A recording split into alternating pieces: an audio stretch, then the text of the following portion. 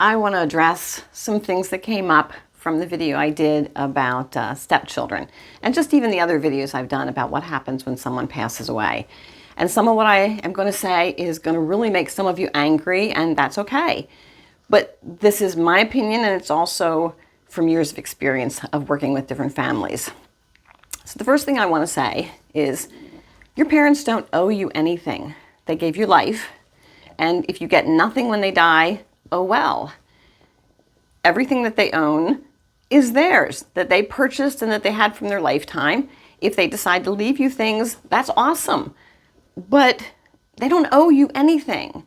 I know when my mother-in-law was looking at the fact that, she had limited time left, and she was so worried about making sure she had money to leave those 3 boys. Now, hopefully your parent lives to a ripe old age. And if they do, you should be well established in your own life, which means you shouldn't need money or stuff from your parents.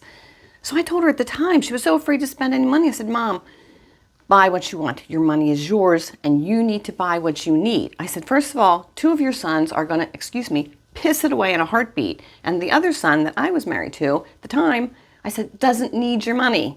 Spend it on you. So that's number 1. Your parents don't owe you anything. The second thing is that I don't think a lot of people realize that, yes, there are some things that have memories attached to them and everything. But I think for a lot of people that I have seen, what they want out of the estate is to heal emotional wounds.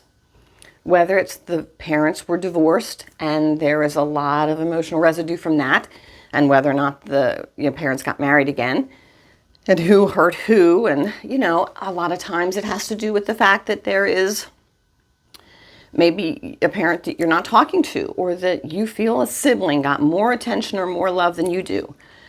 So a lot of what people want out of the things in the estate is kind of like validation. I was loved and I was important to my parent.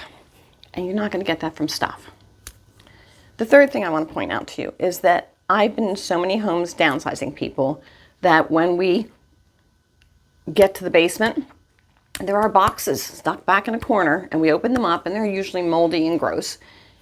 And they're the stuff that the person got out of their parents' house. If you get stuff from your parent, when you bring it home, incorporate it into your home. The few things that I took from my parents' house, I have sitting around on shelves and things. The photos are in my cedar chest. And yes, once a year, usually in the beginning of the year, on a snowy day, I will open up my cedar chest and walk down memory lane with everything that's in my cedar chest. But don't just take those boxes and stick them somewhere and let them get ruined. And that's what a lot of people do. An awful lot of people.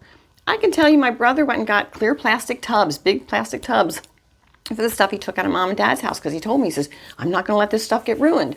But I can guarantee you those boxes, those tubs, are probably sitting in his garage and he hasn't even looked at them. And I don't care. I mean, it is what it is. It's not, he didn't take anything that I wanted. But there's so much more at play here than getting things from your childhood. Okay? So like I said, this may make some of you angry, but I want you to look at what your motivation is with a lot of this stuff, because I've seen what happens on the other end with this. So that's just my take on things.